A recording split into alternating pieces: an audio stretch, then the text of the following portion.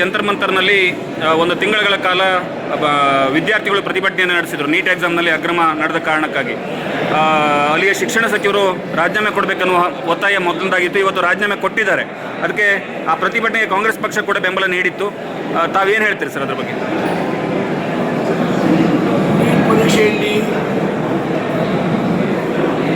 ಏನು ಅಕ್ರಮ ನಡೆದು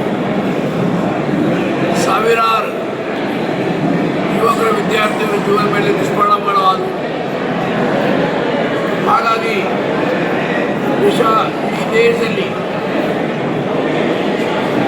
ಯುವ ಯುವತಿಯರು ವಿದ್ಯಾರ್ಥಿಗಳು ಈ ನೀಟ್ ಪರೀಕ್ಷೆಯನ್ನು ಅಕ್ರಮ ಅದ್ರ ಬಗ್ಗೆ ವಿಚಾರಣೆ ಆಗಬೇಕು, ತಪ್ಪಿಸಿದ ಮೇಲೆ ಕ್ರಮ ಆಗಬೇಕು ಮತ್ತು ಸಚಿವರಾದಂಥ ಧರ್ಮೇಂದ್ರ ಪ್ರಧಾನ್ ರಾಜೀನಾಮೆ ಕೊಡಬೇಕು ಒತ್ತಾಯ ಮಾಡಿ. ಆ ಸಮಯದಲ್ಲಿ ನಮ್ಮ ನಾಯಕರಾದಂಥ ರಾಹುಲ್ ಗಾಂಧಿಯವರು, ಪ್ರಿಯಾಂಕಾ ಗಾಂಧಿಯವರು ಈ ಸಮಸ್ಯೆಗೆ ಪರಿಹಾರ ಸಿಗಬೇಕಂತ ಕಾಂಗ್ರೆಸ್ ಪಕ್ಷ ಈ ದೇಶದಲ್ಲಿ ಏನು ನಡೀತು ಅದಕ್ಕೆ ಸಂಪೂರ್ಣವಾದ ಬೆಂಬಲ ಕೊಟ್ಟು ಈ ದೇಶದಲ್ಲಿ ಕಾಂಗ್ರೆಸ್ ಪಕ್ಷ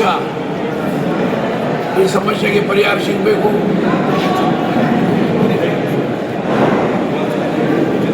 ಇದು ಯುವಕರ ವಿದ್ಯಾರ್ಥಿಗಳ ಭವಿಷ್ಯದ ಪ್ರಶ್ನೆ. ಹಾಗಾಗಿ ಕೇಂದ್ರ ಸರ್ಕಾರ ತಕ್ಷಣ ನಿರ್ಣಯ ತಗೋಬೇಕಾಗಿತ್ತು. ಪ್ರಧಾನಮಂತ್ರಿಗಳು ವಿಚಾರಗಳು ಹೇಳಿದರು, ಅದು ಧರ್ಮೇಂದ್ರ ಪ್ರಧಾನ ರಾಜೀನಾಮೆ ಬಗ್ಗೆ ಒಂದು ಶಬ್ದವು ಮಾತಾಡಿದರು. ಹಾಗಾಗಿ ಹೋರಾಟ ನಡೀತಾನೆ ಇದ್ದು ಅದು ಇವತ್ತು ಧರ್ಮೇಂದ್ರ ಪ್ರಧಾನ್ ಅವರು ರಾಜೀನಾಮೆ ಕೊಟ್ಟಿದ್ದಾರೆ ಅಂತ ಗೊತ್ತಾಯಿತು. ಹಾಗಾಗಿ ಒಂದಿಷ್ಟಿಂದ ನೀಟ್ ಪರೀಕ್ಷೆಯಲ್ಲಿ ಇದರ ಮುಂದೆ ಪಾರದರ್ಶಕತೆ ತಂದು ಬಗೆಯನ್ನು ಕಾನೂನು ತರ್ತೀವಿ ಅಂತ ಹೇಳಿದ್ದಾರೆ. ಅದು ಸ್ವಾಗತಾರ್ಹ.